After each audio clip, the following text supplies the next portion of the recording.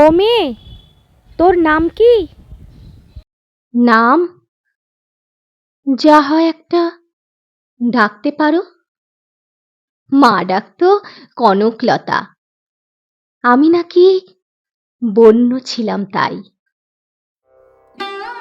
যেদিন মা আমার কাছ থেকে গেছে চলে, নামটা আমার গেল মিলিয়ে। হয়তো বুঝি বনের গভীরে। এখন বাবাকে বলতে শুনি তার জীবনে শুধুই নাকি কাটা আমি। নতুন মা যখন আসলো ঘরে, সেজে উঠেছিল ঘরটি মোদের। জানো কবি, খুব আনন্দ পেয়েছিলাম সেদিন। চোখে জল জল করে উঠেছিল হাজার তারার আলো। জ্যোৎস্নার আলো ফিকে ছিল সেখানে। কিন্তু দুদিন পরেই শুরু হলো নানান কথা। আমি নাকি আস্ত জঞ্জাল একটা। উঠতি বসতি কথা শুনি। নামটা আমার হয়ে গেল হিন্তি। জানো, সবাইকে তবু গর্ব করে বলি, নতুন মা দিয়েছে যে একটা পরিচয়, তো যাই হোক পেলাম অযত্ন অবহেলার পাশে। আচ্ছা কবি, এমন কেন হয় বলতে পারো? মূল্যহীন আমি তাদের কাছে। যখন যেটা বলছে তারা করছি সব কাজ মনোযোগ দিয়ে। তবুও কেনই যে তাদের কাছে পাই না মান। ভাবনা জাগে সকাল সাজ। মাঝে মাঝে মায়ের দেওয়া নামটি আমার বেশ মনে পড়ে। যখন আমি একলা থাকি ঘরে,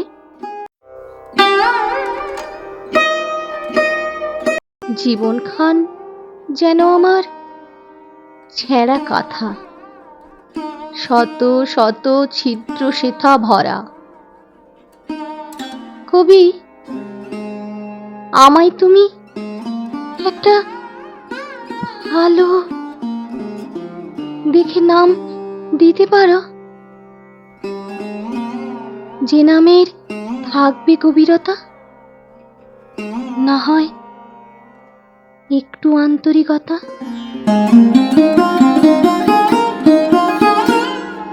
ইচ্ছে ছিল আমার অনেক কিছু,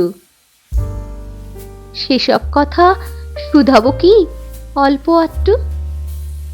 কি গো, শুনছো কি তুমি আমার বিষাদ ভরা অবুঝ কথা? নাকি হারিয়ে গেলে ওই নীল আকাশে?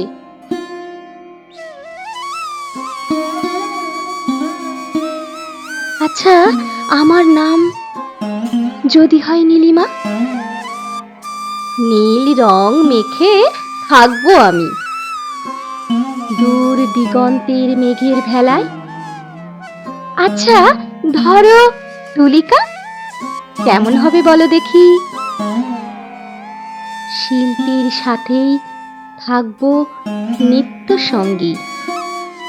না না, যদি রাখি মৃন্ময়ী।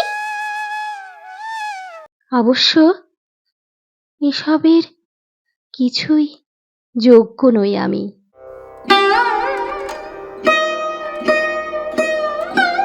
তবু ইচ্ছেগুলো বলেই ফেললাম অনায়াসে, অকপটে। আজ আসি গো আসি, অনেকটা সময় গেছে চলে। দেরি হলে আবার এবেলা আমার ভাতটুকু জুটবে না কপালে।